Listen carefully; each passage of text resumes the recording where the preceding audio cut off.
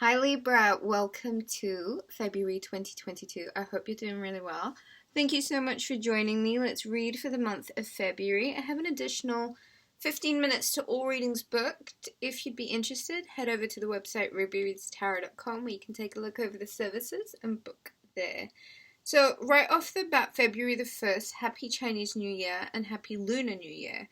This year in astrology is the black water tiger, and it represents ambition, sleek, suave, smooth, agile, tranquility, calmness, that kind of stuff. On February the 3rd, Mercury goes direct in Capricorn, and this is a no-nonsense period of just kind of being very down-to-earth, realistic, back to business kind of energy. On February the 14th, Mercury re-enters the sign of Aquarius.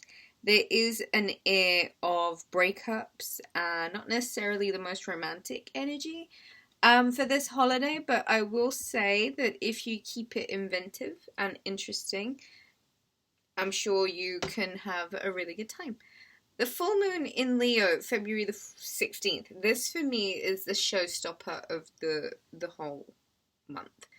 It's a very dramatic, it's a very expressive, it's a very unique kind of full moon in the sense that it's really about us kind of shining a light on our best bits and our worst bits and just kind of being very matter of fact about it all. There is an element of like overcoming with this full moon, so I think be open to what comes to you. On February the 18th, the sun enters Pisces. It's a time of being imaginative, creative. There's an empathic air to the month. One of my personal favourite seasons. So Libra, let's get on with your reading. Take a deep breath in for me.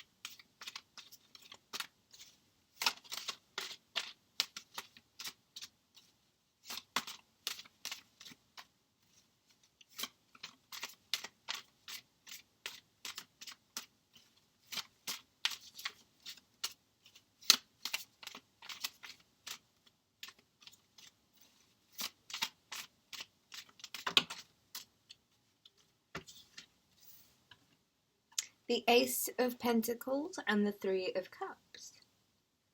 So Libra, this is a period of celebration, a period of financial expansion. There's a gift of community being offered to you. There's a level of abundance here and a level of security which kind of opens a few doors for you, I think. There's a really nice energy of being celebrated. There's a really good energy of feeling quite abundant and really quite rich. There is some sort of financial breakthrough, Libra, and I feel as if there's a lot of encouragement that's coming through. And it's almost as if with Venus, your ruling planet, going direct at the end of January, about the time I'm recording this video, you get this opportunity to really have a greater understanding about how your thoughts are now transferring into things. There's the infinity symbol on his head. This is Virgo Gemini energy, and he has his tools on the table laid out in front of him. His scepter pointed to the sky and his finger pointed to the ground. The analogy of this archetype is as above, so below. There might need to be some sort of mental clear-up, relooking at your resources, and perhaps trying to relax about finances, spending too much, I think, but at the same time, I kind of feel like the message of, you know, being co-creators, Eight of Swords, the Emperor, and the Page of Wands.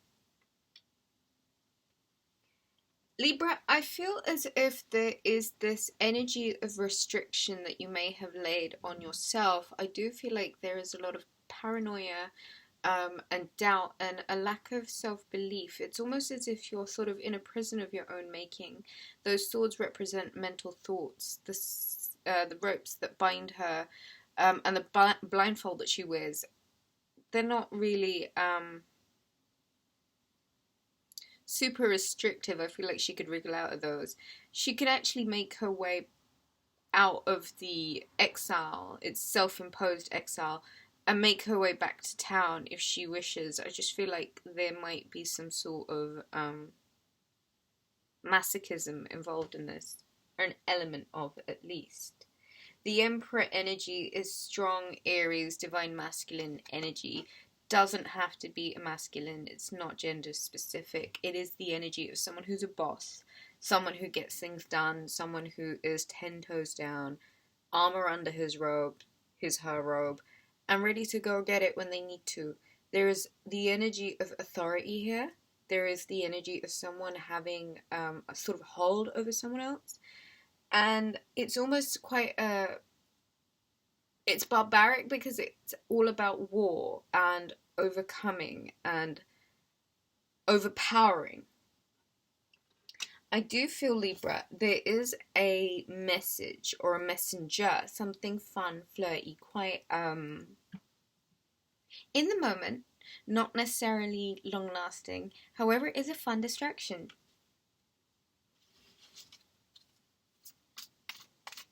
I feel as if the Page of Wands brings forward some sort of information. Emperor energy is about someone who really can hold it down. And it's almost as if finances and feeling abundant, Libra, Queen of Swords, is very heavily tied to the mood, perhaps, of this Emperor energy.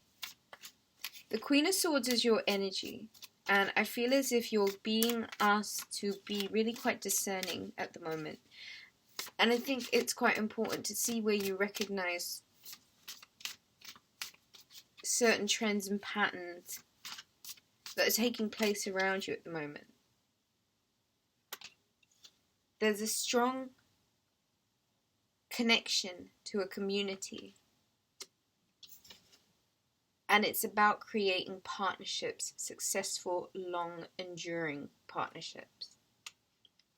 Bottom of the deck is the Two of Pentacles. I feel like, Libra, you may be... There's almost like an element of Groundhog Day to this, like repeating a cycle. At the same time, learn to ride the ebbs and flows in life. Maneuver with the ups and the downs. There's a need for you to kind of focus in at the task at hand at the moment, so make sure you are paying a special attention to whatever you're supposed to be focused on, your craft per se. Ups and downs are going to happen in February. It's how consistent and how focused you are on maintaining your attention to what you're supposed to be doing, not what anybody else is supposed to be doing, what you're supposed to be doing. I feel as if there's a really strong energy of community around you, and I do feel like finally you may feel like you're exactly where you're supposed to be, Libra.